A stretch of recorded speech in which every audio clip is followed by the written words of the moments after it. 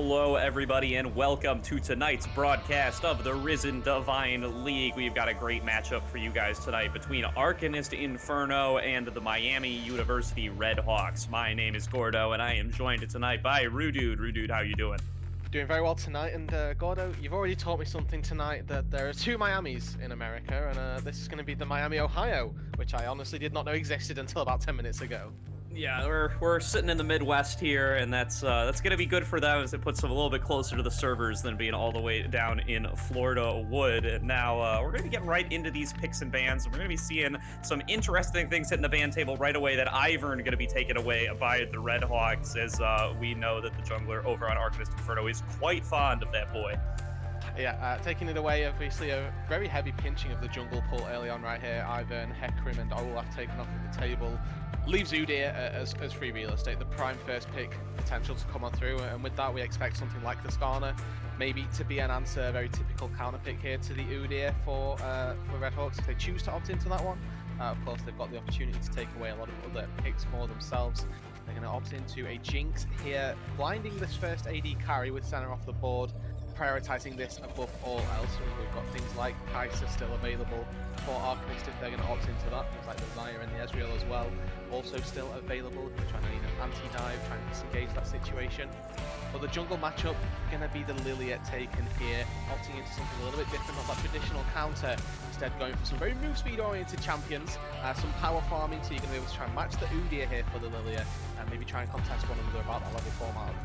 Yeah, the Jinx for IBN is interesting to see. We've seen a lot of Kai'Sa priority over the last couple of patches, and Jinx being freshly buffed might be felt to be, like, it might be the new top dog in that 80 carry pool now that we are seeing, well, Senna banned away, of course, but also some Kai'Sa nerfs coming through, matched up with those Jinx buffs, and that's enough for the Redhawks to decide that, you know what, we want this champion more than anything else. And what they're going to do is try and bully the laning phase right here. Thresh, Tristana locked in. We have to remember this could be a flex Tristana pick, could go into the mid lane still. But if we see a hook connecting on that Jinx in the bot lane, then the Tristana all in potential with that Thresh definitely tantamount to enough damage to take down a Jinx in the early game, who traditionally wants a couple of items in her back pocket before she can scale, wants to be hitting that Runaan's power spike before anything too untoward has happened to her. So I really like this answer from Arcanist. You know, fighting fire with fire, you want a Jinx that wants to scale, we're going to take something that denies that power. Yeah, and with the Azir locked in the mid lane, though, we do have to keep that flex pick that you brought up in mind. Tristana is certainly able to do a lot of damage in that matchup if she gets into a lane like that, but also, of course, going to be able to punish that Jinx pick, who's always very squishy and always pretty low mobility, assuming that you aren't picking up the kills to get the Get Excited passive going. So, going to be wanting to watch out there on that end. Now, we're just going to see a couple more bans here. The Echo going to hit the table, and the Alistar going to be taken away by Arcanist Inferno. Yeah, so right now it's just a game of get yourself decent matchups right here. Redhawks going to be banning away mid laners that they don't want Azir being laned into, and Arcanist, they're going to opt into the same thing down on the bot side, right? Things like Alistar taken off the table. They probably will leave Rel open just because the Thresh into the Rel matchup is pretty nice for the Thresh here. Obviously, Redhawks, they're going to be looking to take away mid laners that doesn't want to be in lane with an Azir, right? So Syndra, Echo taken off the table. Going to be quite nice, at least, that there's not too much early game pressure coming out from at least those two mid laners that will put that Azir down. Yeah, for sure. And just like that, Arcanist Inferno are going to be banning away some supports here that they don't want to see up against their Thresh pick. So it's going to be the Alistar and the Lulu taken off the board. And now it's up to the Redhawks to decide if they want to go for that bot lane support pick here or if they want to pick a top laner. Odds are, though, they want to save that top lane pick for the counter pick, and they're going to hover the Braum and lock it on in here. Yeah, very early pickup. Obviously going to be opting into what appears to be a much more passive laning phase then with this Braum picking on up. And there's nothing too much here that it speaks to you that they're going to be blocking, but the way that the way that Tristana Bomb interacts with Braum shield is even if you target the Jinx, so long as the shield is in the way, that is going to be the key cooldown that the Braum is looking to block. If it goes sort of through the Braum, it will connect onto him and onto the shield. So you can interrupt the travel of that if the Braum is putting himself in the right position, if the positioning of the shield is good enough. This is a pretty decent counter pick into the Tristana because it keeps your ADC a lot more safe than a lot of the other supports would do. Yeah, and even if the bomb does end up on Jinx's head, the Braum can still block the auto attacks coming in. It's up stacks onto that bomb, and the bomb without stacks isn't really too much of a large threat. So going to be multiple opportunities that the Braum has to protect his Jinx and to prevent Tristana from getting any of those solos out onto her. And now it's going to be the Camille in the top lane for Arcanist Inferno, and the Zoe going to be picked into the Azir. Yeah, so a little bit of poke coming out of the mid lane, but this blind pick Camille into the top side can definitely be punished here by Redhawks if they're so choosing to do so. Obviously, they've got themselves fairly decently scaling composition. Wouldn't be too bad to get themselves a little bit of early dominance. Things like Renekton and Speak to You as a champion that they can go for. They lock it in. It has a really decent matchup into the Camille. You're going to be looking to maybe prioritize this top side in the early game for the Lilia to keep the Renekton nice and safe and try and snowball him, get him some advantages there. Overall, Redhawks got themselves a nice little start off there with the decent counter pick up on the top side. Managing to get themselves pretty much everything they could have wanted. The Azir into the Zoe lane, the only real place that Arcanist have got themselves the counter pick. But other than that, that's Redhawks have got themselves pretty much everything that have wanted. Yeah, they're going to feel real comfortable with that Renekton up in the top lane for Lucent. He is going to be able to try to bully out onto that Camille and be able to represent at least a moderate side lane threat throughout the game up against that Camille, going to prevent them from really being pushed on out of the game and going to try to force Arcanist Inferno to take some more fights as we get developed farther into this game, which is exactly what the Redhawks want to see, as they have developed themselves quite the team fight composition here with that Jinx scaling up and being so powerful in the late game, and the Azir coming through in the mid lane, also just going to be a hyper-scaling mid laner, going to be guaranteeing themselves a lot of success in these late game fights. And also, it's going to be pretty difficult for Arcanist to make their way forward here. They're sort of relying a little bit on pick and a little bit on engage from the Camille themselves. Thresh and Zoe are going to be trying to fish for engages just off of their own skill shots, where Camille going to be diving in head first, using the Udyr as well as a bit of a bodyguard to go forward. But making that way through this front line, not going to be too easy for Arcanist. They've got Azir with that massive Shurima shuffle, can just deny them any access into the backline, particularly onto an Udyr. Things like a Camille as well, if she puts down the ultimatum, you can immediately shove her out of that. So there's a nice little niche interaction between Camille trying to dodge out on the Hextech ultimatum or dodge out on the Azir shuffle with her ulti. So, cool little niche interactions to be figuring out. But for the most part, Arcanist trying to make their way into the backline and make the most of what the Tristana wants to do. Going to be pretty difficult, because the second that she jumps in, going to get met by either that Azir shuffle, by the sleep from Lilia, by concussive blows from the Braum. There's a lot of things that's making this life difficult here for Legacy on that Tristana pick, and something that is going to be quite difficult just in general for the entirety of Inferno to try and negotiate. Yeah, no, any kind of even even grounds fight coming on out of these teams is definitely going to be favoring the collegiate team in this sort of matchup. Arcanist Inferno needs to try to get themselves some early game advantages in the side lanes here. Going to be a little bit tough, though, as the Camille's have been countered out on, and the Tristana Thresh lane is going to be facing down to this counter pick Braum as well. But they are going to need this Udyr, the really powerful jungler, the tier 1 jungler that everybody has above all others, to be able to come on in here and be able to get those lanes ahead to enable them to snowball the way they're going to need to have success in this team comp. Exactly, and also I want to be keeping track at least of MLBD's build path on the Lilia. From time to time we've been seeing Moonstone come on through on the Lilia. It is of course a little bit nerfed on patch 11.4, but Redhawks don't have a traditional user of that Moonstone. It would fall to the Lilia if you tried to get it anywhere, and it is still an incredibly strong item, still very worthwhile picking up. So I'll be looking out for whether it is going to be this sort of more tank-oriented build with the Liandry's or an Everfrost recently buffed as well, or if it is going to be that Moonstaff combination that we've seen. Obviously, spell casting, something that the Azir does in spades, but not too much of the team looking to do that either. No, certainly not. And so it is going to come down a lot to seeing how these junglers want to interact here. MLBD not going to be favored in the 1v1 early on, going to instead be looking to maybe try to find some favorable situations via counter picks, as this Udyr is just going to be incredibly powerful coming up in through the early and mid game, and just has demonstrated that it can be such a powerful power farmer on its own, able to bring up its own gold value and dish out a ton of damage, but also just being able to come out there with that selection-based CC and guarantee opportunities for the other members of its teams. Champions like Zoe, champions like Tristana, and champions like Camille can really abuse just the fact that you can hold them still for about 1 second and guarantee that they're able to land some of their other abilities. Exactly, that potential to layer CC as well from both of the solo laners and from the Thresh as well could be all that Arcanist need, right? We talked about how much their pick composition thrives, so they're going to have to be playing to that, right? This is two different team compositions trying to play two different styles. And in the early game, I'm happy that you've drawn attention to it. Onus is going to be on the Udyr to make something happen, and this jungle support duo could be lethal, right? Roaming into the Lilia's jungle, you hit them with the bear slap. There's really nothing that you can do up against a Thresh that is there and an Udyr as well as the Lilia save for just flashing preemptively, and you only have that once every 5 minutes, once every 4.5 if you're taking lucidity boots, whatever it may be. It's going to be pretty difficult if those two do combine, and it's going to be on the communication really of Miami U to try and make something happen, to say, hey, wait, Thresh is roaming, there's a chance that he's in your jungle, there's a chance he's mid lane. You know, all of these little factors that come into team play just need to be coordinated, they need to be on the same page, and they need to be denying the pick potential. Yeah, and they've opted into a comp that requires them to do that, so they certainly have confidence in their own abilities to execute as they need to in order to produce the W in this game. But with that decided, we are going to need to throw it to a quick break here as we get loaded on up into the game, but do not go anywhere. We'll be right back with all that Game 1 action here in the Risen Divine League.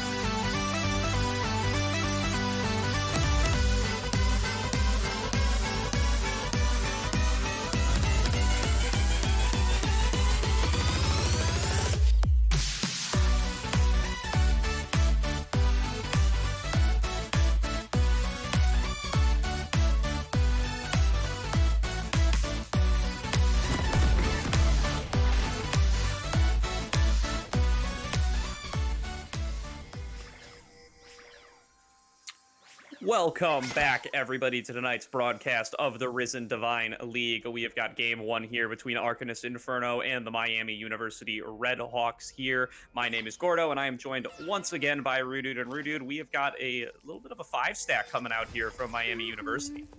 Yeah, very early on, we're seeing them head into their own jungle just to play a bit of protection here. Obviously, they're up against a Thresh, so that potential for level 1 engages is quite prevalent.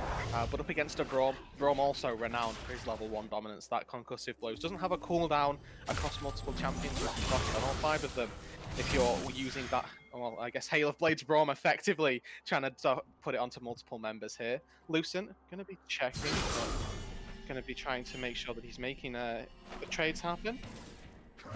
All right, we are going to be seeing maybe a little bit of trading early on here. We're going to need to keep our eyes and focusing on whether or not these top laners do end up doing anything particularly untoward, particularly dangerous to one another. But at the minute, it looks like they're all just sort of chilling, going about their business about as usually as they could do.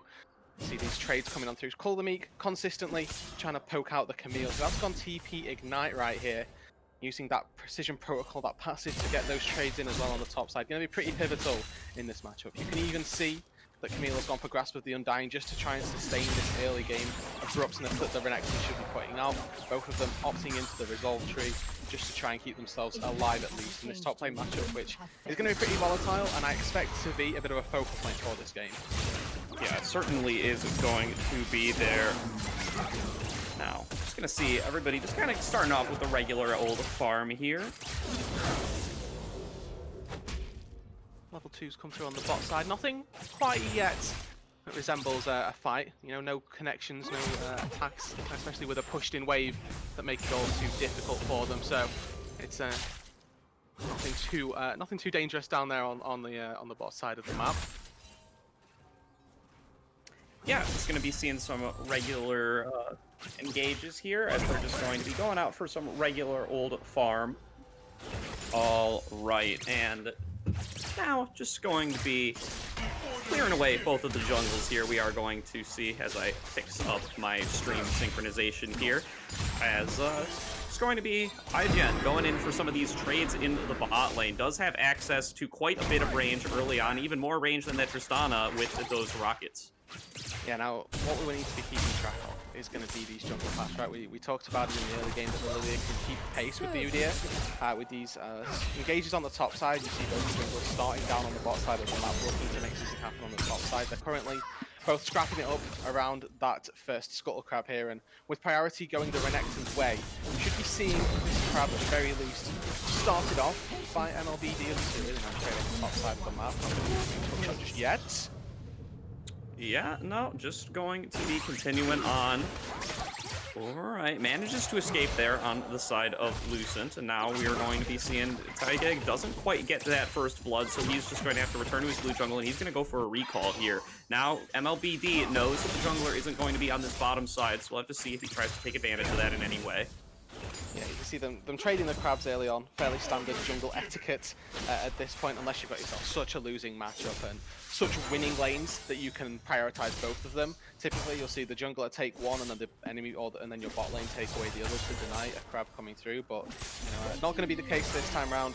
That's from Jinx lane. Already pushed on in, already got themselves their first recall off. Going to be the cull and the boots, signifying that this is going to be a fairly slow early game here if you're looking at it from the Miami side. They're quite happy to just sit back and play it safe. Never, though, goes in a little bit aggressively, going to find himself stunned on up there. Does have a big wave, though, so Lucent isn't quite going to be able to trade on back. They're just going to back on away here, and that'll be about it. Yeah, and something that you'll see in the top lane quite frequently is, you know, one laner is looking for a reset, the other one has already taken their reset. So you can use your health as a resource here to just trade up against Lucent in this instance. Pink Paddler doesn't matter that he's going to go to about two-thirds, a third, whatever HP it may be, so long as he doesn't die. That HP that he gets off of Lucent is going to be HP that sticks, where he's going to be the one that recalls, goes back, gets himself that health pulled back, and when you manage to make it back into the lane, you're the one then with that health advantage. It, you know, might have looked a little bit weird, hookshotting under the turret, but he knew full well what he was going for and knew that he was taking a reset pretty soon after, and it didn't really matter so long as he didn't die. Yeah, really didn't there, and so he's going to be coming on back with the Sheen. Is it a little bit of a CS deficit, but he'll be able to make that back up as the wave starts crashing. And there's going to be some continued on farming here. It is going to be on the Arcanist Inferno side to try to start making some things happen here. And now here comes Taiga going into this gank on to the Renekton. Goes for the stun, gets slice and diced out of the way. Lucent trying to regen up as much as he possibly can as the Flash Bear Slap possibly available, but he's just going to flash on away, and Taiga is going to back on out. Just moves out to safety, gets out of any danger, forces the flash right there, and with the wave in such a, well, I'll say dreadful position, to be honest. Lucent does have to be careful right here. Was expecting some jungle priority coming out of that top side of the map. Pink Paddler, of course, needs to be, you know, looking to find these advantages with the Camille. Will scale into a fairly nice side lane. But you can see once again, Taigig back.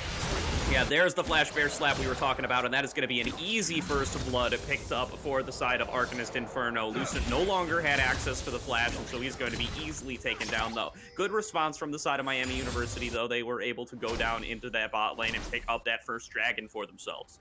Yeah, and you know, Lucent wasn't playing disrespectfully right there, was sat well back from his minions, but Flash Bear Slap's something that you just can't counter, unfortunately, if you don't have the range, if you don't have the distance. So here goes Pink Paddler again. This is that instance that I was talking about. He knows that he's going to be looking for a reset soon. Any damage that he can get onto Lucent is going to stick, it's going to be there once he comes back from the teleport, and getting down to about half HP, expending all of these potions, expending any utility that he has, is going to matter in the long term. Pink Paddler should be looking to back off pretty soon, has his own teleport, has his ignite as well.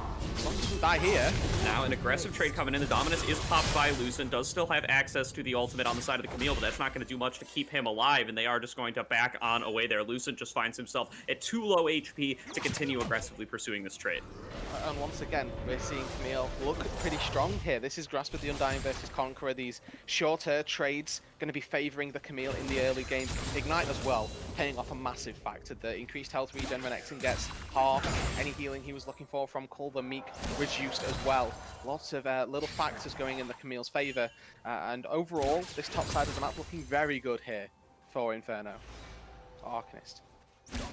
Yeah, is looking pretty great for the side of Arcanist Inferno, and a lot of that trade in the top lane was just level advantage. Pink Paddler was able to take over to that level 6 so much earlier than Lucent was as a result of that first blood being picked up, and there's a lot of gold value just stacked up in stats on those levels, so he's just able to start bullying out onto the Renekton even in that counter matchup, and we can see the CS gap still exists here by at least a slight degree, as does the XP gap, as Pink Paddler has not even picked up this next wave yet, but is already at level 7, whereas Lucent was just able to take on over there. You know, and I was actually interested by the sort of math behind levels, right? And did some little working, some research. You, on average, for your top lane bruiser here, you get about 500 gold per level lead in terms of the stats that you get. So, you know, we talk about intangibles that levels provide you. Had a look, and it's about 500 gold up on the top side. And for most champions, supports, it's a little bit weird. Tanks, a little bit weird as well. But mages, bruisers, AD carries, it all equates to about that 500 gold. So when you see across the board a team have a level lead in every role, or however it may have equivalated or panned out to be, that's a 2.5k gold lead that you don't see reflected in the gold stats. So that's a little bit of something to keep your eye on right there, as MLBD looking to bail out this top side. Yeah, he's coming on up through here, going for the lane gank here. There is the Hextech ultimatum thrown on down, as Pink Paddler does not have access to the flash, and he is going to be taken down by Lucent here, and now here comes Typing to try to make the difference up here in the top lane on the Udyr, but he's just going to get put to sleep, and now he has to worry about this large crocodile right on top of him. Lucent trying to get as much damage as he can out, but he is just going to let that Udyr escape. But it is going to be a nice gank in the top lane for the side of Miami U.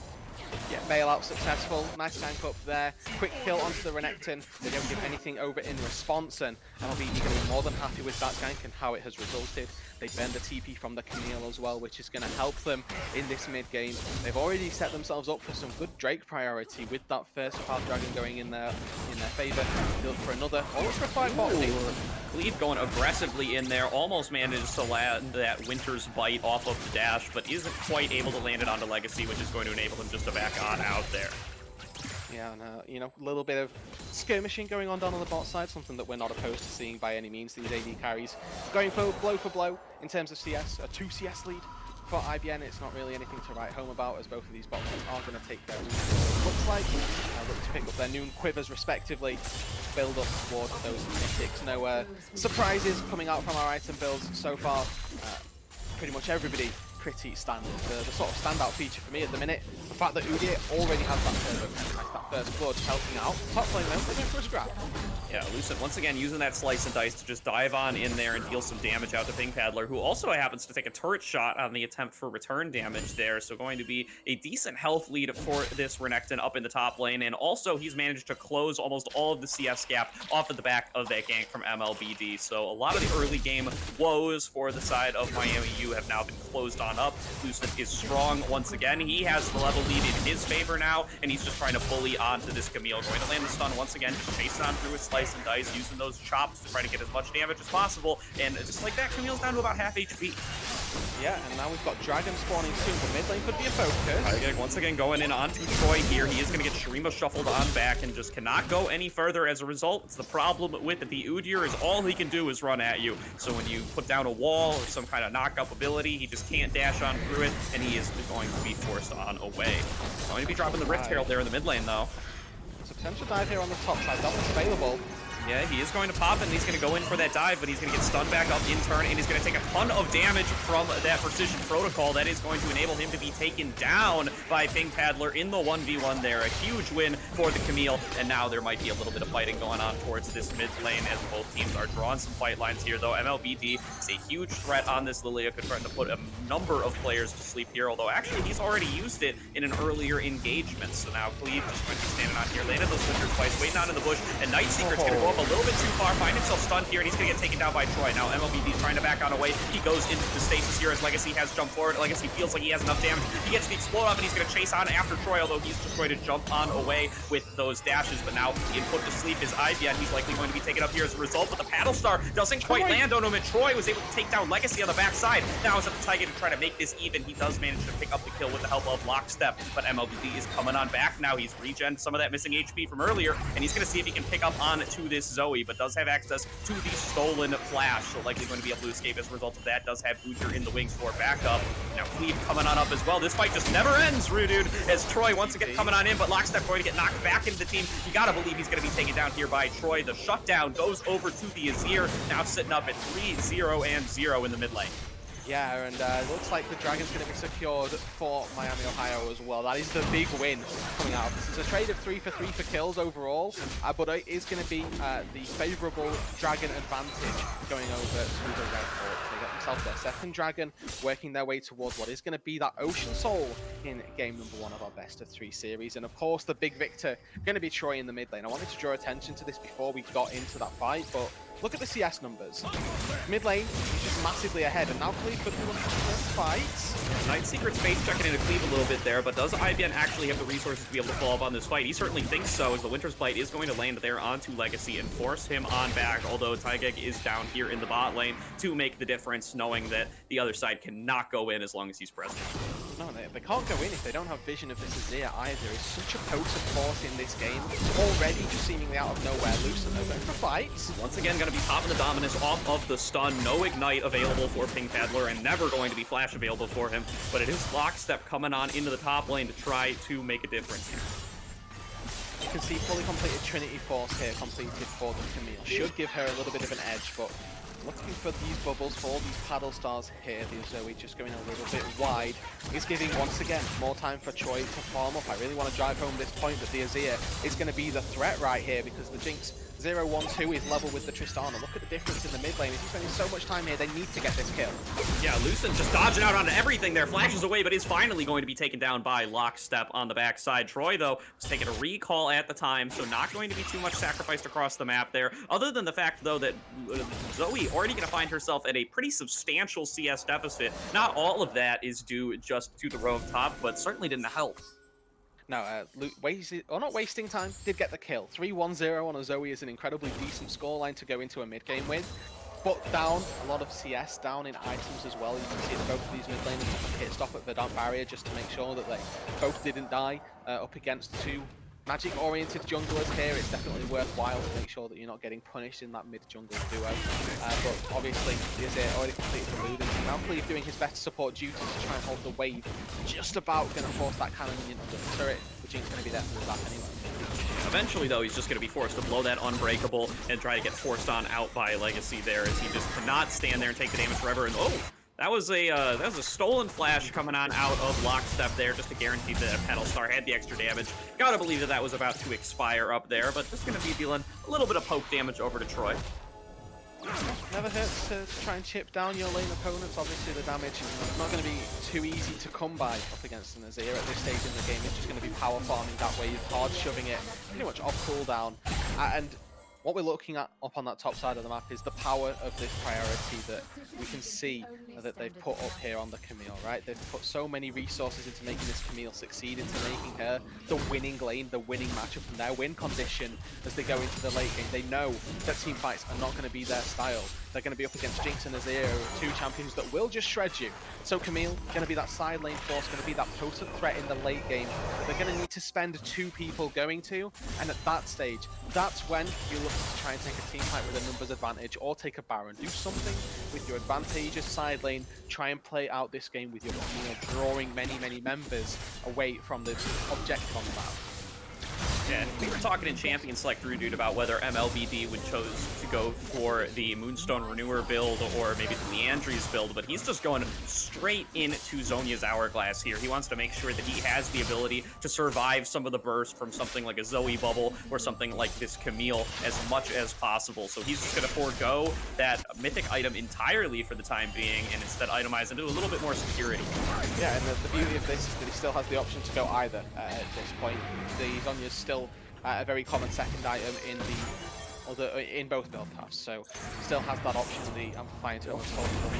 Can they get the Herald? They are going to be able to do it. Tygeg eventually going to be able to just run on in as fast as he can, scamper up that Herald, and going to just run on out of there. It looked like potentially could be Miami University looking to deny that entirely, but not quite. Now Lucen coming in for a gank in the bot lane. He does pop the Dominus. He's going to go for that stun there onto Legacy. Going to get it down onto him. Going to go for the Slice and Dice on through. Doesn't have any more dashes available, though. That is going to be the flash from Legacy, but here comes Azir. Troy 1 going to be able to pick up that kill for himself, and now Night Secret's trying to kite it out, but has no chance. IBN now, though, has found himself in the Hextech Ultimatum. The sleep does not come through quite in time to save him, but he's going to be traded on back by Troy. Now 5-0-1 on this Azir. He is looking like he is having a great time. Yep, 3 kills for the singular one there, traded back. Up on the top side, Herald might get used to break a second tier turret in the top lane, but we know that this is going to be much more favourable for Miami Redhawks right here. The Dragon Sword in 5 seconds are going to be able to put that in their pockets as well, put them at Ocean Soul points. They're looking more than comfortable in this game and playing to their win conditions exclusively, expending 5 people to go down to that bot side to find the fight before the Dragon spawns. Is exactly what they thrive at. It's exactly how their competition is coming out. They nail it to a T. I think as they're TPing down, you can see the gated potential that this Camille has. The second he jumps in, going to get stunned up by Braum, going to get shunted by a Lilia potentially as well with that sleep. There's a lot of tools that we talked about, that we highlighted in the draft, that are going to put this Camille down in a team fight. We need to see if they can try and adapt, put this Camille in a side lane and use that as a way to come out of this game ahead. Yeah, and this gets at a little bit of the issues with team comps going on into this game here, because Ping Paddler is the Arcanist Inferno roster's real win condition here. They do need to kind of go for a split push and win sort of strategy here if they aren't going to be snowballing, as they just do not have the superior team fight composition. But they also wanted to be stacking up these dragons, had the aggressive bot lane, had the counter pick mid lane, but they've lost all 3 so far. See, exactly. The thing that we have to account for is, of course, that they have 3 turrets, right? They have a gold lead as well. They're 32 or like 1,000, 2,000 gold in the good books right now. They're still by no means out of this game, and we're sort of talking about it as though that they're sort of falling down this mountain of doom at this minute, getting snowballed on by the team fighting style. That's just not the case. They've still got plenty of opportunity to make something happen. The issue, as you so rightly alluded to, is going to be these dragon stacks that are coming through. Despite the fact that, you know, being down 2k, 1.5k, Miami's roster just team fights better in terms of the champions that they've drafted. They're going to be more than happy to spend 5 members down on that bot side of the map and look into going for this Drake fight around the Ocean Soul. Come 3.5 minutes, they're going to need to take this fight, and they're going to need to try and team fight with this split push composition and see if it comes out on top. And they're going to need a decent gold lead to allow that to happen. They're going to need that from minions, from dragons, from jungle creeps to be much more than just 1 or 2k, because the composition just favors out of Miami. Yeah, and they're also going to need to try to find at least themselves some control around this Baron, because they're going to need some kind of major objective to be able to eventually transition this into breaking open the base and into potentially winning the game. And the path to that is not going to be waiting a long period of time for their champions to scale up, and it's no longer going to realistically be the Dragon Soul either, as you can't wait for 4 dragons against this team comp from Miami U. It's just not going to work. So they are going to need to prioritize this Baron, get some vision around it, and look for something like that. But Legacy gets chunked out incredibly low here, though. Pink Paddler and Tygager here on the other side, going to nicely be interrupted there by the Brawl. They're all trying to focus down onto Cleave, and they are going to be able to do so. He does end up going down, but now a 2-man sleep coming on in, and Troy is so huge here on this Azir. It could potentially make a huge difference in this fight. It's going to be a look from Night Secrets going in onto MLBD. MLBD likely going to be taken down here, but he goes down into the stasis. They're able to trade back onto Night Secrets as a result. Now Troy trying to carry out this fight, going to try to advance him even forward. Still has access to the shuffle if he wants it, but that is just going to be a flash on out from Lockstep, and they are going to escape away. Eventually they trade it 1 for 1, so an even team fight right there, and you can see the sort of power of this Jinx and Azir left untouched that entire time, and the second that happens and they're able to start free hitting, they're just pumping out DPS left, right, and center. Azir is fully online at this point, has the Banshees as well to not get picked off by these crucial cooldowns that we've highlighted. The bubble, the hook, all going to need to be taken away from the Azir. And you're looking at the cooldowns across Arcanist here, and you're thinking, what's popping Banshee's Veil? It's a rogue paddle star or a rogue bubble that they'd have loved to have used for a pick, because there's just nothing that is so easily expendable to get that Banshee's Veil popped. There's nothing that is picking off this Azir in a team fight that you need to be particularly worried about. If you're looking at this from Troy's side, this itemization already just looks so strong. He's delayed his Nash's Tooth a little bit, but it's at the benefit of being able to team fight so easily. Yeah, and while we're giving props to Troy, gotta really praise his discipline there in that last team fight there. He was staring down really close to him, 3 low health members of the other team, but he doesn't go in for the Flash Emperor's Divide, even though we were all waiting for it and we were all looking right at it. He recognizes that him getting out of position and being taken down is the only realistic way that that fight ends up going negatively for his team, and so he just doesn't do it. And therefore, it's going to end up, it ends up as a 1-for-1 fight. Could have potentially been a little bit better, but the risk isn't necessary at this point. You're quite right, and I want to sort of touch on a little bit of the Udyr build path. Going for the Lichbane second means that your Jinx, your Azir that are trying to wail on you are going to be hitting you for much more damage than you'd have imagined. Lichbane is a very different item to Deadman's Plate as the second item. Now Lucent on the top side could struggle.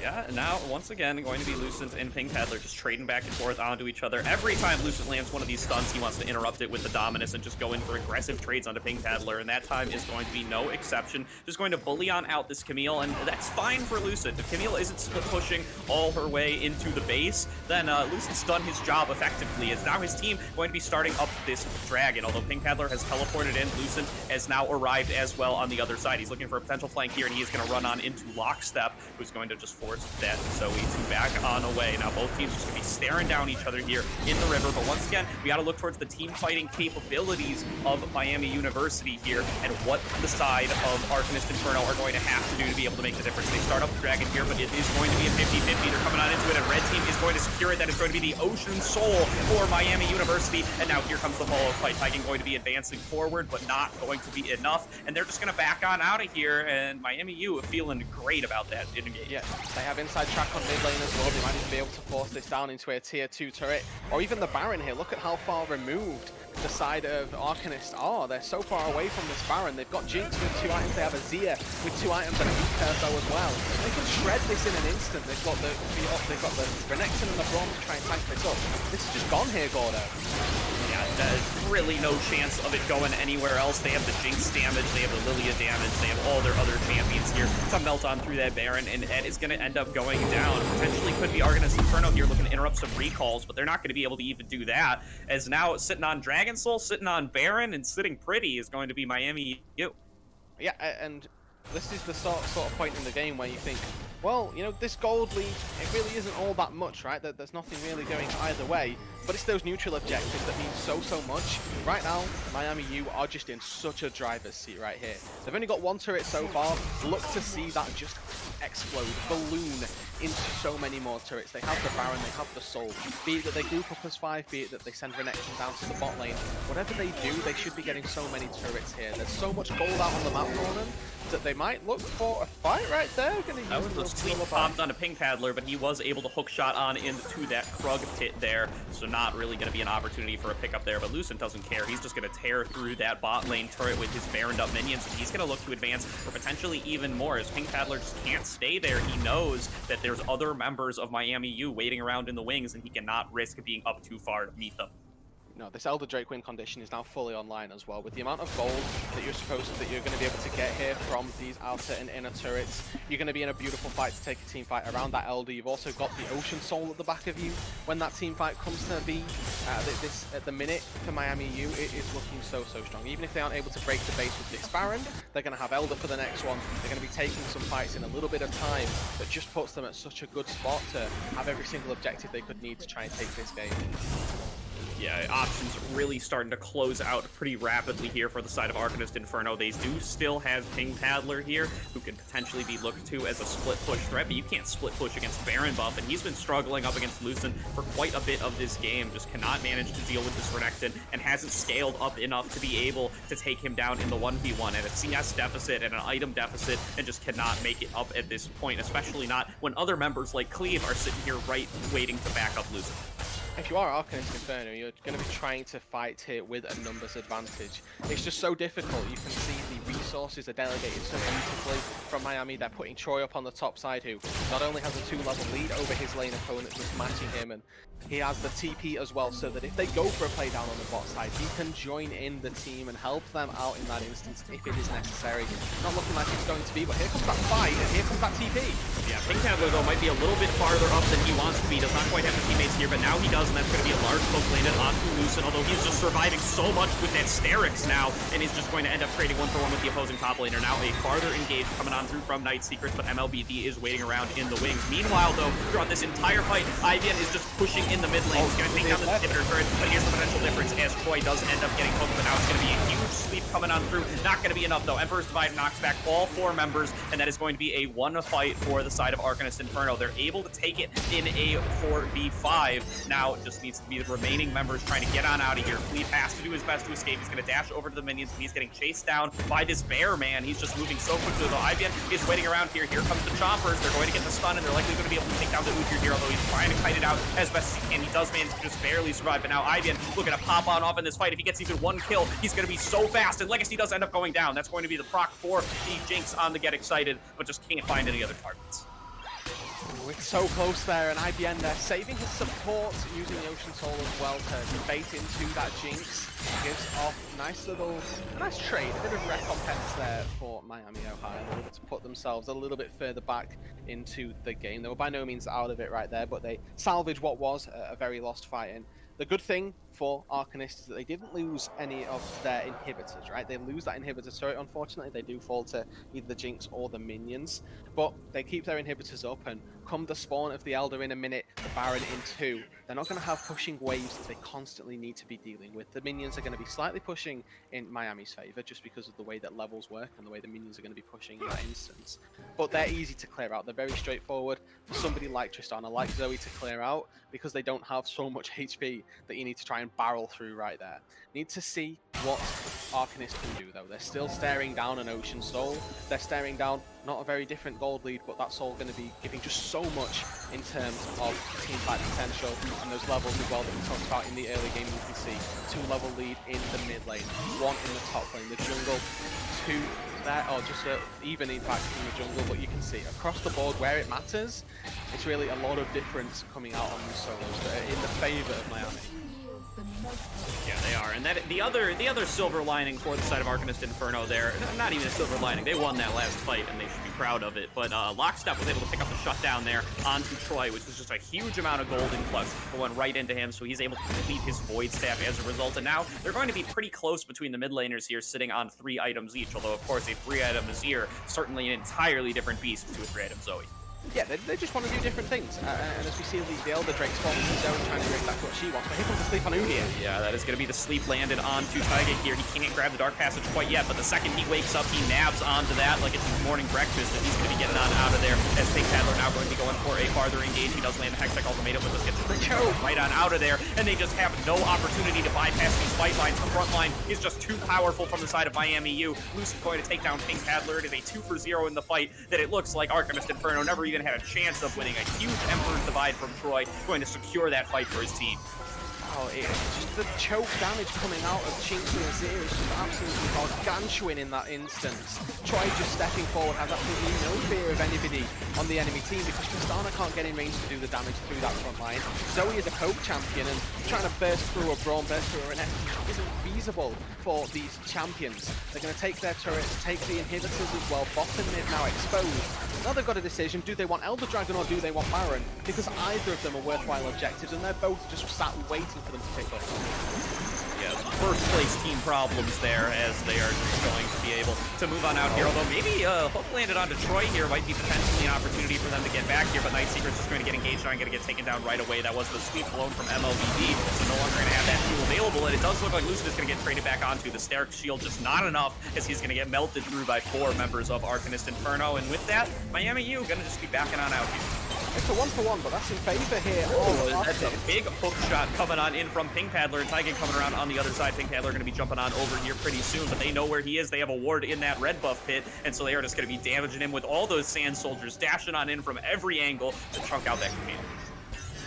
And with that chunk, that might just dissuade Arcanist from going any further. Of course, trading top lane for support definitely in favor of the blue squad right here, but with Camille taking a little bit of HP, big chunk right there, sort of dissuade that factor. And you can see Azir and Jinx, they're still alive, they still have Cleave for a bit of a front line. They're going to start the works on this Elephant Dragon. But there's a ward in the back of the pit, they're fully aware here for Arcanist Inferno. They might have to try and do something about it. Yeah, here comes Camille going on in, going to throw down the Hextech ultimatum onto Troy, although the Emperor's Divine does come through. Troy does go down. And now they're going to be looking to take this fight even farther. The Lockstep's going to get hit with a bunch of skill shots, going to get put to sleep, and Jinx is going to pick up a shutdown onto Pink Paddler. Now with the Get Excited, does have the opportunity to pop off in this fight. And it looks like it's actually going to be the Lilia in a 1 versus 2 here, as IBN is just backed on out. It's a triple kill from him, looking to make it a quadra here. No Penta available as it was stolen away. And the second kill going to be stolen away by MLBD2. Some scumbag Lilia going to prevent the Penta kill in that fight. But well played by MLBD nonetheless. Was in a 1v3 situation for quite a bit there in the river and was just able to survive through all of it, giving a win to the side of Miami University. Yeah, that's going to be game number 1 here, picked open. You can see Renekton battering down the hatches here. The Nexus turrets have fallen. Dominus popped. Nexus under siege. No defense at all. A very clean, very concise game number 1 here from Miami U. Yeah, this is just how their team comp wanted to execute. Yeah, they fall behind a little bit early on in turrets and in gold and in kills, but that's to be expected as the scaling team fight composition. The important thing is that A, they never let the dragons not even get out of control. They never let the dragons even get started for the side of Arcanist Inferno. And additionally, they just made sure that they never lost too much. They never fell too far behind to where they couldn't turn around with a big team fight from their composition. Exactly, they're playing to their win conditions to a T right there, forcing team fights at pretty much every single instance. And honestly, the fact that they were picking up those early dragons, a bit of a miracle to me. You could see that the Arcanists were choosing to try and prioritize their Camille, which led to a bit of a lapse in their objective control down on the bot side of the map, and that is really what came to hurt them in those team fights that were happening at around 25-30 minutes, about the barrier when you're expecting this Jinx Azir roster to start breaking through and really just become unstoppable.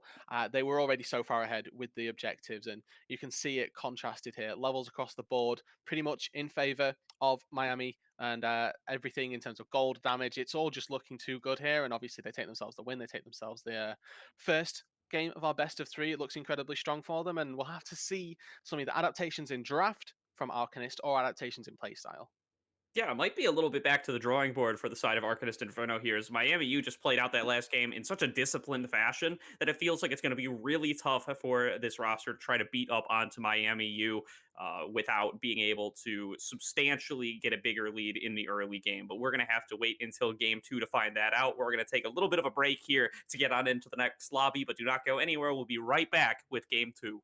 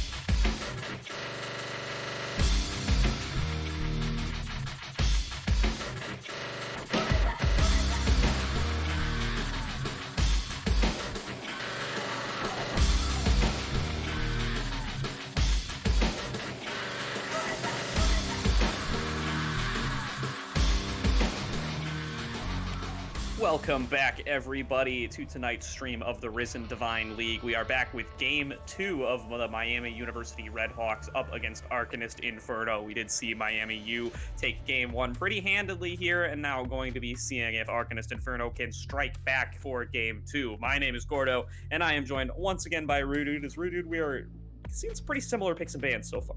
Yeah, so far we've got the exact two bands that came out on the last time, coming through exactly the same. Seraphine Hecarim would have been the two that Miami went for if they were opting into this, but instead they say, hey, MLBD, we don't want to put you on the Resident Sleeper Udyr pick. We're going to ban it away for you, and this jungle focus continues, right? Two jungle bans already out of the Redhawks. Another one coming through from Arcanist, taking away the Hecarim. Olaf was banned away previously as well, so whether or not they're going to opt to ban that one or take that as a first pick for themselves remains to be seen here. And I think that I'd like the Olaf first pick if they don't want to ban it away right here. Just give us a bit of a change of pace, something else for them to try here. Olaf obviously insinuating a very different play style to the sit back and scale when you pick that one up.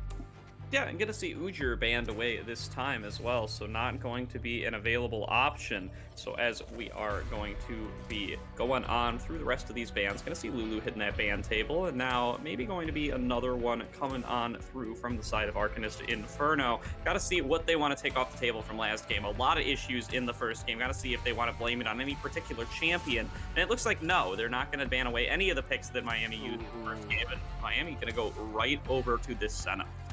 Yep, first pick that one, lock it on in. That's very happy. They're going to be more than capable of taking that one for themselves. Going to be curious about the orientation of this Senna. I know that us as a duo, we're very familiar with the mechanics of Senna and the fasting Senna strategies that we could see come through. So going to be keeping our eye on what MU decide to pair with this one down on that bot side of the map. Arcanist have got themselves Jinx, though, that other top tier ADC that we performed so admirably in game number 1, picked up here by Arcanists. And if they want the Olaf, it's still available for them, but it will have to remain to be seen here. Could just pick something that pairs nicely with the Jinx. You can see that with the Lulu band away from Miami U, they sort of recognize that, hey, if we can take Senna, they're going to take the Jinx. They're already thinking ahead with their picks, with their bans, and Arcanist just saying, hey, your comp looked pretty good last game. Do you mind if we take a couple of those? Yeah, we're going to try to be on the scaling side at this time, although Senna not too bad of a scaler herself, so going to be seeing what they want to go for here. There's a lot of options you can pair down in the bot lane with this Senna for the fasting combo. You could just go for some more standard support picks and play the Senna as the AD carry itself, or you can go for some wacky stuff like that Scion that we saw from G2 last week. Lots of open potential, and what you have to remember, I was just gonna try and touch on this, that Arcanist here, they got a load of mid lane counter picks banned away from them when Miami U locked in the Azir. This time round, putting Azir as R2 doesn't give you the luxury to ban away bad matchups in the mid lane echo. Fits that brief, able to jump in, you're pretty easy to dodge out on those sand soldiers, and you can give the Azir a pretty rough time. There's the potential that this echo goes into the jungle, and obviously it's a pretty decent flex pick, with Miami U just double locking potential solo lanes right here. The Camille almost certainly going to go up into that top side. The Echo still opting and still giving a little bit of flexibility. Yeah, and if you take Miami's picks, then Miami's going to take your picks right back. So they're going to be locking on into this Camille for themselves in the top lane here. And now it's going to be up to if Arcanist Inferno want to take the Renekton and keep the train going. But no, they're going to be locking in the Rel, and they're going to ruin the symmetry that we had from game 1. And now this opens up the opportunity to start banning away things like the Renekton, things like the Jax, rough matchups that the Camille doesn't want to take up on that top side of the map. You can see that the sort of dipole here, the difference in the picks coming on through, with Arcanist banning away the Thresh. That's sort of ports that they don't want to be facing up against when you have this Rel locked in.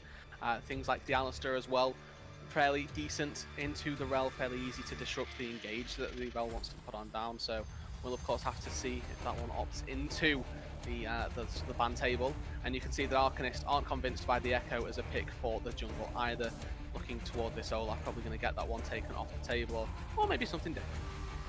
Yeah, still going to be the Alistair available over for the side of Miami if they do want to take that counter pick. Although I do think the Alistair into Rel matchup is a little overstated in regards to how powerful that Alistair is, because Rel can dish it out just as well as she takes it from Alistair. You also have the opportunity on the Rel, as long as you're bound to somebody, you can interrupt the pulverized headbutt combo at will, as long as you have the timing correct. As soon as Alistair goes in and lands that headbutt, you could stun him off of your E before he even has the opportunity to pulverize, and therefore you're just going to have your carry be home free. So want to see if Rel just believes in her ability to execute on that and is willing to play it into the Alistair. And it looks like that's going to be the case, as the champion was not banned on away. Looks like it might still be the Regnect coming on through from Arcanist Inferno, though. Still going to be some pretty similar picks coming in from the top lane in this matchup that we saw in the first game. Yeah, so we're sort of seeing the strategies a little bit swapped around here, right? Miami U, they've taken themselves what looks to be the basis of a very, very strong split pushing composition, this 1-3-1 potential, already just out of this world right now. What they'd look to maybe pair with this is some potential globals that can help out to maybe make your life a little bit easier. There's the chance that you take something like the Twisted Fate here and flex it into, or flex Echo into the jungle. And hey, I was talking about globals here. It's not what I had in mind, but Tahm Kench, Karthus of course, are completely global ultimate, with Tahm Kench having that semi-global Abyssal Voyage coming through, is exactly what a 1-3 comp wants. You're going to be looking to try and pincer things out across the map, split the resources of Arcanist, and play to these side lanes. This is a completely different take for Miami U, and a completely different take for Arcanist here, as they're building themselves up this big team fight comp. We'll have to see what they round it out with in the jungle. Looks to need to be something to give off a bit of a front line, and Kayn again fits that brief pretty well. I love this comp from Miami U, Rue, dude. It's so interesting that they're going to be able to go for this sort of 1-3-1 composition, but usually 1-3-1 only really has maybe one or two tools that can really go in to help out on those side lanes. But here, every single member of that three can be there to join on either side at an instant. Is the Tahm Kench going to be able to ult on over with the Senna if they so choose? Going to have that Senna ultimate as well, even if Tahm Kench isn't close enough, and going to have that Karthus ultimate to bring forth even more damage. Karthus is going to be something that MLBD has picked quite a bit of already in this season in solo queue, and he's going to be happy to lock that one on in an official game here. Especially up against something like the Kayn, which traditionally needs a little bit of time to scale up here. The Karthus fitting that exact same brief. Both of these junglers going to be quite happy to just sit back and power farm it, and the onus is going to be on the Kayn to try and find some souls in the early game, to try and get him his form pretty early, make sure that he's able to do at least something here to buy a bit of a front line, expecting that red Kayn to come on through. Not really too many assassination targets here for a blue Kayn. Echo and Camille pretty difficult to get on top of. The Karthus and the Senna as well, both going to have that Tahm Kench available. So whoever you opt into, whoever you're looking for, you could definitely be in a bit of a tricky spot here trying to assassinate somebody next to Tahm Kench. And the sooner that Miami you can get this 1-3-1 set up, pretty much the better here. It's exactly what their composition wants to do, but not only will they be getting a load of gold funneled into their Echo and their Camille, but also this Karthus has that opportunity to not only take his own jungle camps, but take the mid lane farm as well, right? Tahm Kench is most likely going to be the one farming down in the bot lane, but as soon as these guys transition into that mid lane state and transition to that point where maybe a couple of turrets have fallen down, Karthus can quite easily come on in, take up that farm, and be much more engaging with that gold, be very potent with all of those items in his back pocket. Senna doesn't want to be farming here. I think that the ideal route with the Spectral Sickle is that you get 2 minions per wave, just so that you don't get support taxed, but you also get the most gold, and you slightly sacrifice a couple of souls, but at the end of the day, the extra gold weighing up comes on through and is definitely worthwhile. So the moment here that Miami U are in a position to set up that 1-3-1, they're going to be looking very, very strong. Yeah, I don't want to mix up those MUs here tonight, but yeah, it's definitely going to be an interesting composition to see the two of these start interacting here. As now going to be, I'm really excited to see this Kayn as well, as this is something that we've seen quite a bit of in pro play as well as of late. Saw Dardoch busting out on that champion pretty recently, saw some great performances on it over in Europe, and I'm really excited to see how it's going to be able to perform against a really squishy jungler like Karthus, where it can just go on in and be able to just continuously be stacking up those souls and always be able to trust itself to probably be able to win in those one-on-one scenarios. Exactly, that is the point here for Tiger here on this Kayn, that whilst it might not appear that Kane in the early game has himself too much power up against a Karthus, you might just have the edge in that 1v1. Of course, if Karthus is hitting those skills in an isolated situation, you're always going to favor him, but it's not going to be too easy trying to do that onto a Kane. Has got those dashes, has got the movement through the walls as well. There's a lot of things that you're going to have to be going through MLBD's brain if he's trying to predict, get in the head of this Kane right now. So the jungle matchup in the early game, once again, going to be a little bit different from what we saw in game number 1, but still going to have that same depth, that same layer of intrigue. Game number 1, it was all about farming and trying to help out your solo lanes. This time round, it is going to be who can farm up the fastest and who can get those items as quickly as possible. Yeah, MLBD would be the person to ask, to be fair, on how those new jungle nerfs have affected Karthus, but you would expect that it's going to be a bit of a negative effect, right? If Karthus can't farm up quite as much jungle gold from hard farming that jungle as he used to be able to, that's just going to make him a little bit weaker. But Karthus, for quite a while now, has been a solo queue menace, just able to safely and consistently farm up those jungle camps on respawn over and over and over again, stack up Dark Harvest whenever he gets the opportunity to ult over and trigger it, and eventually just emerge in the late game as this crazy monster. So we're going to see if the side of MLBD is going to be able to execute on that. I want to see if we get ourselves there's this new, or there's a jungle clear that you can do where you start the wolves and you end up with a level 5 clear before you take your reset. You go all the way, you start from wolves, and then you essentially full clear, get a crab, and you take your blue side jungle again, and that gets you level 5. And that's something that I've not really seen come out just yet. I think that it's something that very few junglers can get away with here without too many items. But Karthus might well be one of those that you can do. To touch on those jungle nerfs that you touched on, I feel like the farming, at least, it's been hurt, obviously, by those XP gains, but it still feels like in this meta that power farming junglers coming out is going to be the way forward here. If you go for a gank and it fails, it is just so detrimental to you and can set you so far behind in XP, in levels, and all that stuff. So Karthus and Kane still fitting very much inside of this meta and still fitting to this brief.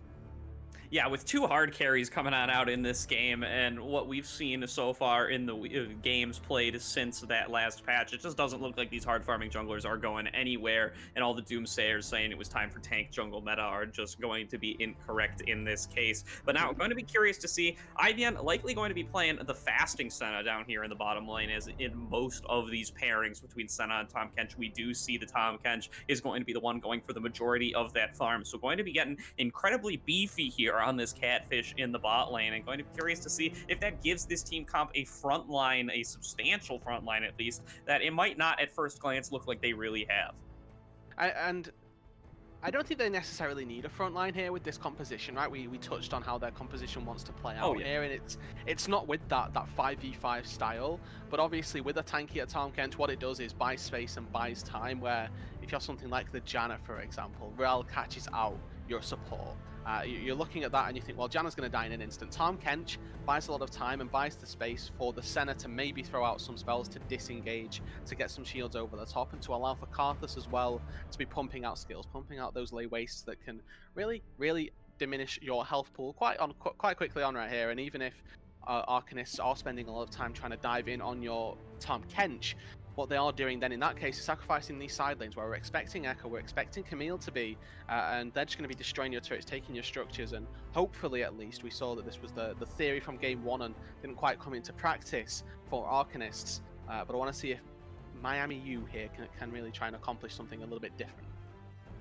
Yeah, and this is why I really prefer the 1-3-1 style setups to the 1-4 setup that we saw coming out of Arcanist Inferno last game, is it does just give you generally more flexibility and options. Most team comps, even the team fight ones, are only really going to have one functional side laner, and in this case it's going to be the Redhawks. But who deals with the other split pusher in this team comp? It can't be Azir, it can't be Jinx, it can't be Rel. Maybe in some cases it can be Kayn, but it's going to be a tough time for them, so we're going to have to see if they're going to be able to put themselves in a situation where they can corral the members of MU and force them to fight them on even footing. But in order to find that out, we're going to need to get unloaded here into game 2. So we're going to take a short break, but do not go anywhere. We're going to be right back with game 2.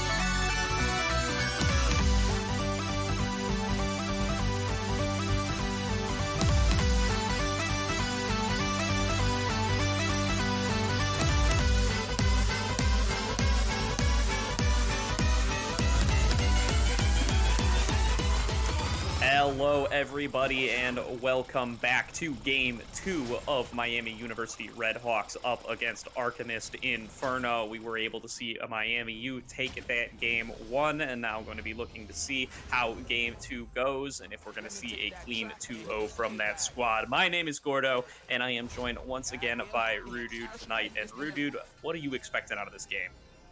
What I'm expecting and what I'm hoping for, I think, are two separate things right here. What I'm expecting, or what I'm hoping for, is a nice and controlled early game from Miami U to make sure that they don't fall behind too early, and then getting themselves set up for the split push, because both of these compositions thrive in the late game, right? We just saw last game how good Azir and Jinx can be when they're set up and when they're able to team fight front to back.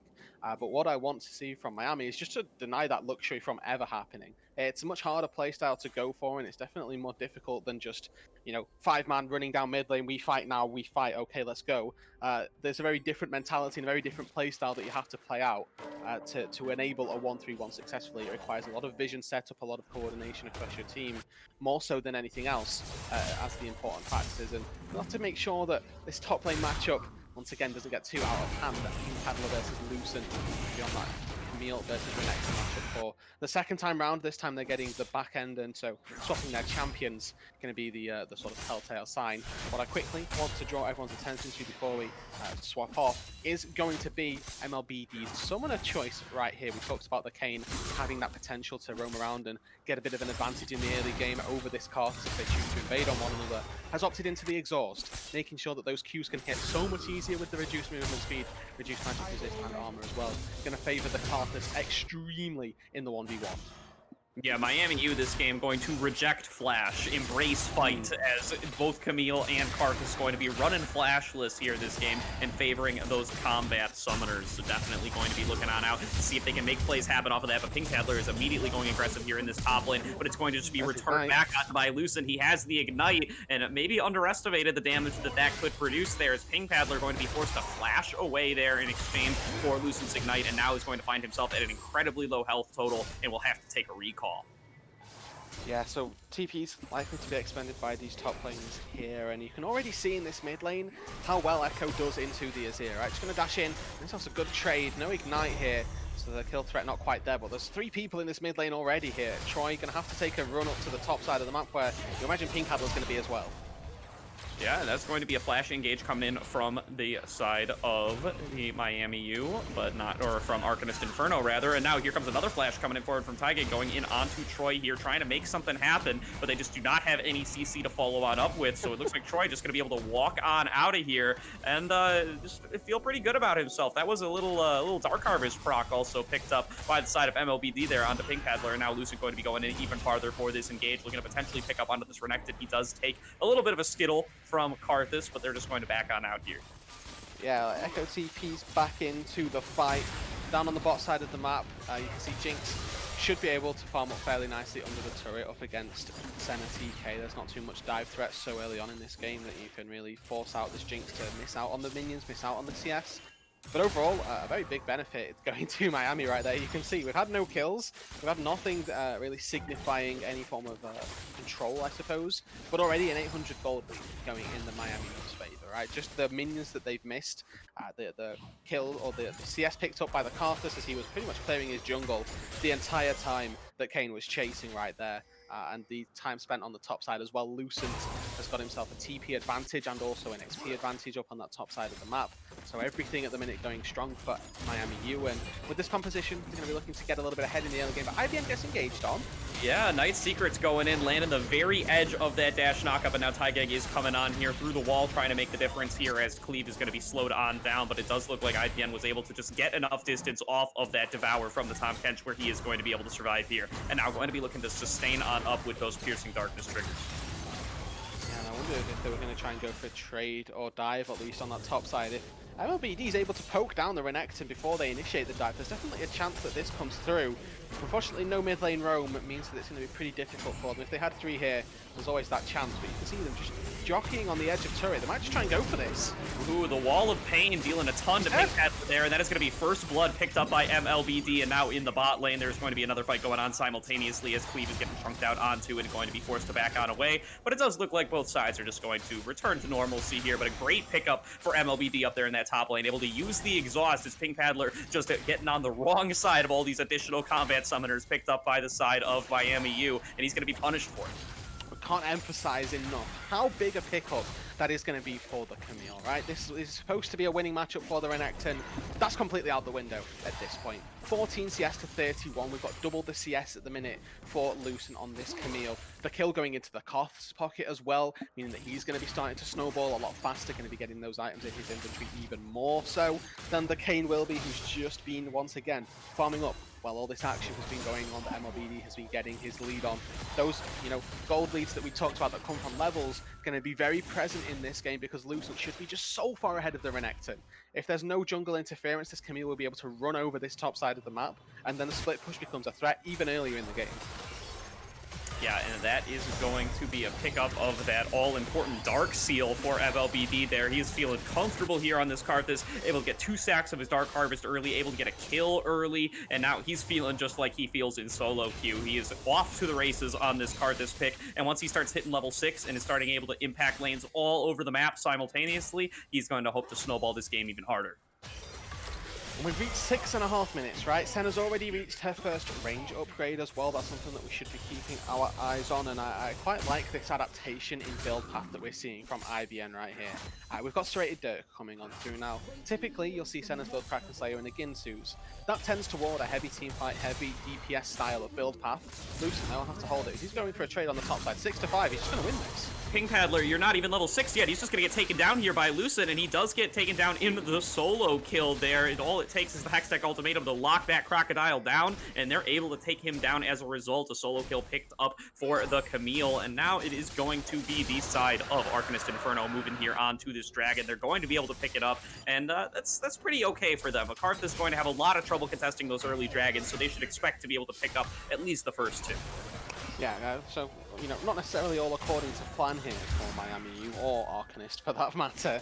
Giving over Drakes and giving over solo kills definitely not what you want to be doing, but they'll be quite happy with what they're able to muster from their early game deficits here. Pink Paddler falling on the top side. I was really happy with the use of Hextech Ultimatum as well from Lucent, holding it, not initially just engaging off the bat, uses it when the slice and dice come through so that you're able to follow on those dashes, making it even easier to get that kill through Hextech Ultimatum. But now MLBD in a bit of trouble, no exhaust, isn't going to get fought to the end of that fight, and unfortunately with the top lane priority, you can see Camille threatening the roam means that Kane, with no form, does have to take a bit of his lead.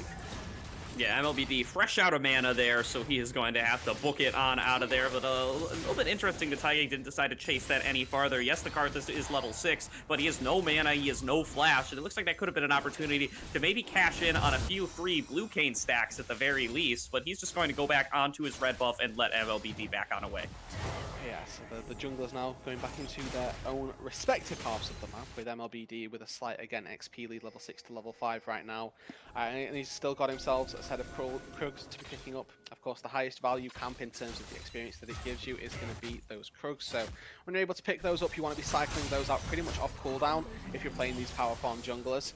Up on the top side of the map still, got Pink Paddler trying to take a few little scraps up against the Camille, obviously recognizing he probably has the ultimate window cooldown, or ultimate cooldown window, rather, where his ultimate enemy is not. Lockstep gonna get chunked out by Troy right here. You're just seeing again and again the power of this counter pick echo into his ear. It's very easy for the Echo to just hop in, hop out, get yourself a quick trade and dip on out, but his ear favors those more extended, longer order trades. Yeah, but managing to stay up in CS is Lockstep. He's not too far behind in this counter-on matchup, and now it is going to be Troy and Taige battling it out onto each other here. Troy just going to be advancing ever forward, though. He does have access to the ultimate to back on out and does do so. MLBD going to blow down that exhaust on Taige. That is going to force the ultimate, and that is a wrong direction. Emperor's Divide coming out of lockstep. He's going to try to return onto here to make something happen, and here comes the Karthus ultimate, but it's not going to be quite enough to pick up lockstep. Surviving with single-digit HP there, but MLBD, well, a little bit disappointed in not being able to pick that up. Oh, and there goes the Senna ultimate as well. They're just trying to snipe down this Azir, and it's not going to happen. Overall, a lot of ultimates expended, so that is going to favor. Oh! Lands, but it's word. another team this time. I panicked for the echo right there. I'm sorry that I screamed. It's a beautiful snipe coming on through. Legacy able to pick up the quick kill in the mid lane right there. So a little bit of a bit of light at the end of the tunnel there for Arcanist as they're able to get themselves some gold on this Jinx, who is definitely going to be a win condition for their squad. One of the two leading team fighters as they move into that late game. If they're able to force the said team fights, then they will be in a pretty good spot with that at Jinx, and now they're just looking to dive again. Yeah, they got Troy coming on in here to tank up that minion with the teleport, and he's going to easily pick up a kill there onto Ping Paddler. Just getting bullied in this game, down 0-3 on the Renekton, and he's having a rough time. He does have access to the teleport to return to lane again, but he has to be careful if he wants to go for something like that, as Troy could still be hanging around. Exactly. This Echo will have to go back down to that bot side of or into the mid lane at least, and that should give the opportunity for Ping Paddler to move his way back into the laning phase. But using the TP to find yourself a quick kill, it didn't even look like Camille needed the Echo right there, but just giving the kill over because you'd expended the TP. Like, hey, well, better nothing, or better something than nothing, right? Gets himself that quick kill and pops back in on that mid lane. You can just see half healthing the Azir seemingly off of a one-round combo. That is E auto attack and just the first part of the queue. Here goes Rel.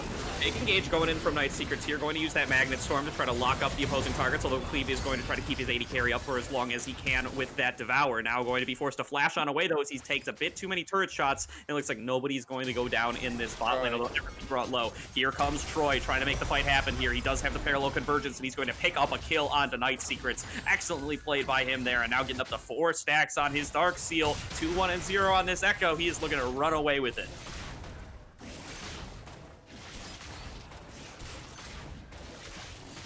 Now, looks like we've lost Rudude a little bit there for a second, so just going to be looking to see both parties farming on out here in the bot lane. They are looking to pick up this first turret, and it looks like they are likely going to be able to do so, as Rudude, welcome back. Oh, thank you. Sorry, Discord issues. We do love them, and UK internet at 2 AM. We have to take those at some points, but as we did see a nice little dive down on the side, Tiger can call again.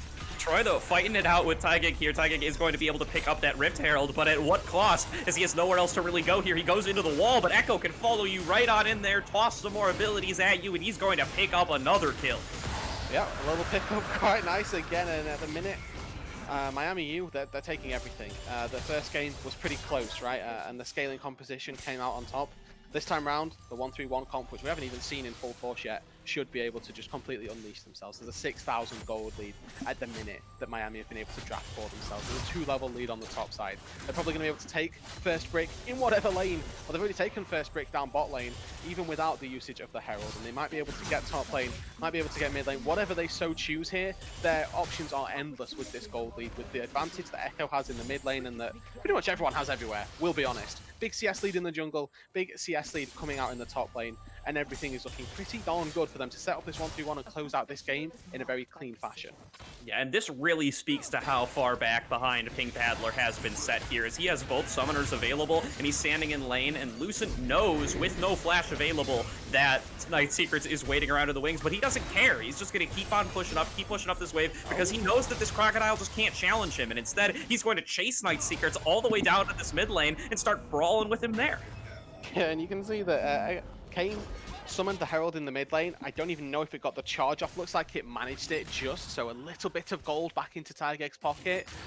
But honestly, that's about the best situation they could have hoped for, is getting that charge off. They were never really going to be getting a turret out of it, never really going to be finding anything else. Lucent pillaging the topside jungle, taking the red buff away from Kayn, taking pretty much everything out, and now they've broken one turret, and look at it immediately. Miami set up their bot lane in the mid lane, Echo goes down bot, and Senna needs to be careful, but has got Tom Kent right there. You can see the 1-3-1 already in force, and they should be able to play this one out and continue like this for the rest of the game.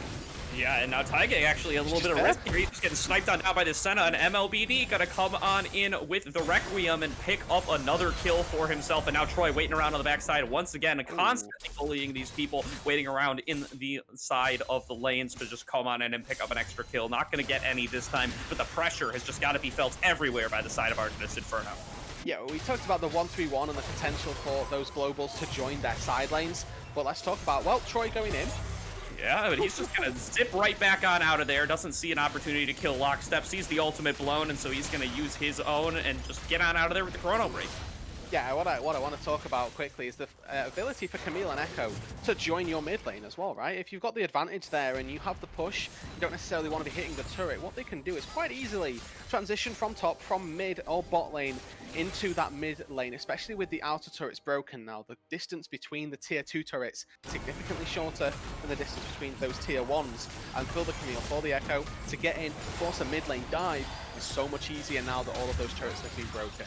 You can see IBN as well with these Senna souls. It's just ripping through everybody. Lockstep forced to flash. It's just going so wrong here.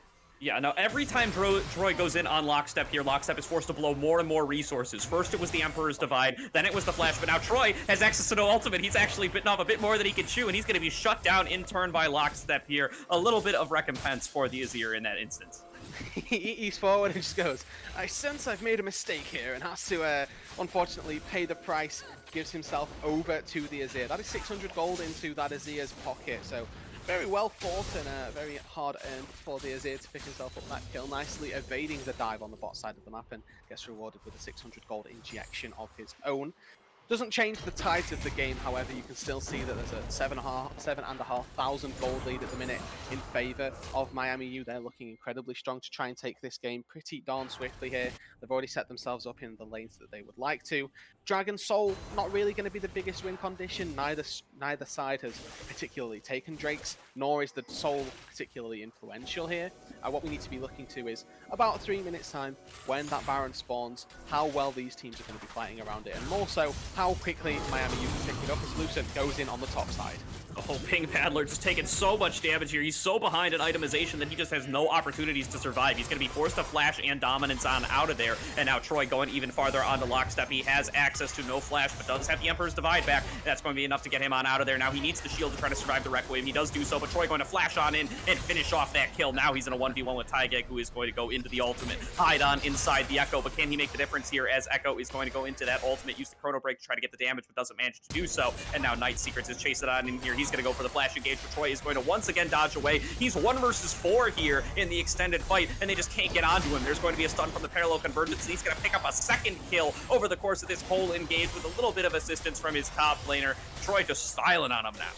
Yeah, there we go. The Echo able to just dance around the Rel right there. The second she dismounts, becomes an incredibly slow champion as well. Much like Kled, the second she uses that initial W to engage, you are incredibly slow and do get locked up inside that parallel convergence. What was essentially, as you talked about, a 1v4 right there for the Echo. Just a little bit of help from Lucent, repaying his debts from the top lane dive from earlier. But overall, Miami U just taking everything that they so desire right now. The gold lead up to 10,000. We're only 18 minutes into this game here, Gordo. At this point, it is all but over. It's going to take an absolute miracle for the Arcanists to try and make their way back into this one. Going to take that pristine 1% team fight that we love to talk about with these team fight compositions. And outside of that, it's going to be incredibly difficult. Yeah, you could make an argument that Arcanist Inferno can hope to maybe scale up with their Azir and their Jinx and make a comeback on later into the game, but that reality is just drifting farther and farther away, although it would start with a pick on the MOBD there. Night Secret's not quite going to get the knock up with his engage there, but he is still just going to be chasing on forward. Is really slow in that dismounted form, though. Lockstep going to try to go for a deeper engage here, but the ultimate from Senna comes on across from behind, and MOBD going to manage to pick up a kill onto the Azir. Now he's 1v1 with the support, but with no pairing, Rel is so weak, it's going to be taken down for a double kill. Now MOBD, he's just feeling himself. He's trying to go in for even more. He goes into the stasis, so not quite going to be able to pick up the Jinx, but does he survive? As he's going to tank the Jinx ultimate and just walk on out of there. Ping Paddler's been CC'd too hard. He can't chase any farther, and now Troy coming on in, trying to make the difference as well. Taige is heading on forward, trying to pick up a kill onto this Echo, but not even going to be able to do that. He goes into the ultimate, but Echo matches it with his own Chrono Break. Gonna go on in and is likely going to pick up this jungler here. Taige gets just a little bit more distance, but it's not enough as IBN is able to take him down. Now Renekton going to trade back onto Troy here, picking up the shutdown for himself. Now he has to get on out of dodge as Senna is chasing him. Senna has the Glacial Augment and is going to try to finish him off. A teleport comes in from Lockstep to dissuade this even farther, and that's likely going to do it, but Lockstep is not done. He has the home guards and he has the teleport speed, and he is going to try to make the difference. He goes on forward onto IBN. Here comes the knockup, not quite going to land up onto him, and now Requiem coming through once again. IBN gonna go down, but so is Lockstep, as he just cannot survive this damage anymore.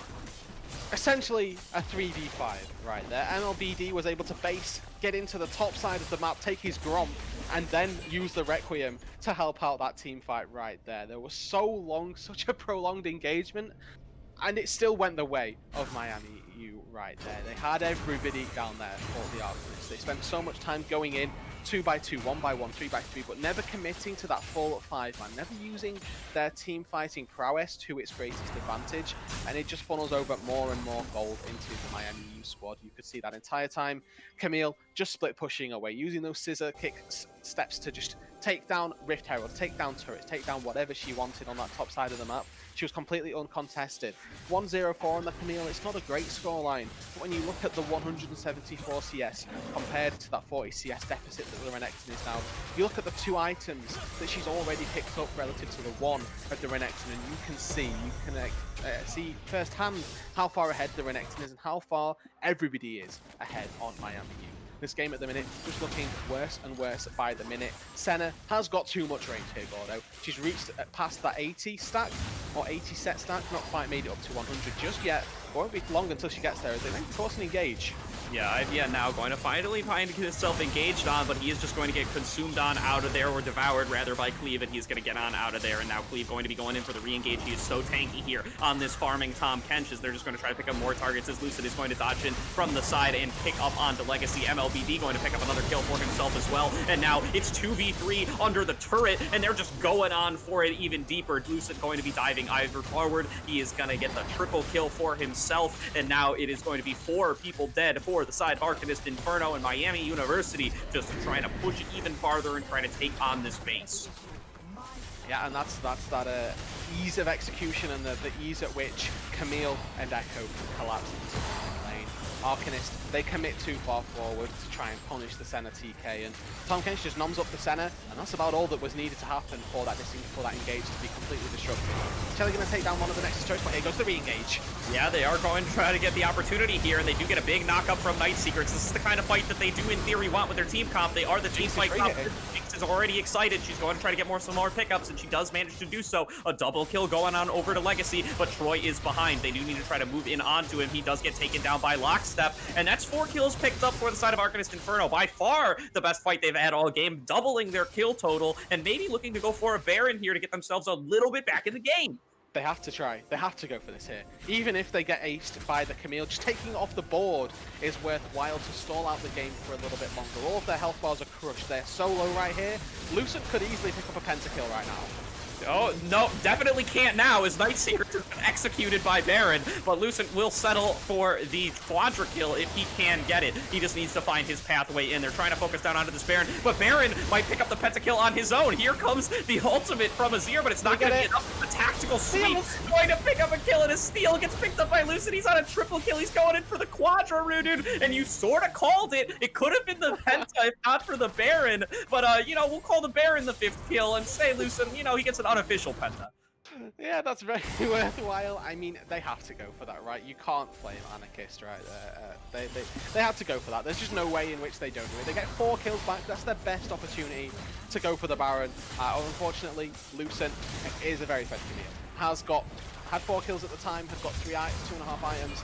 Just going to go even further in now. The game's seemingly over right now with Baron at their backs, 1 Nexus turret in the way. There should be a quick finish out by Miami.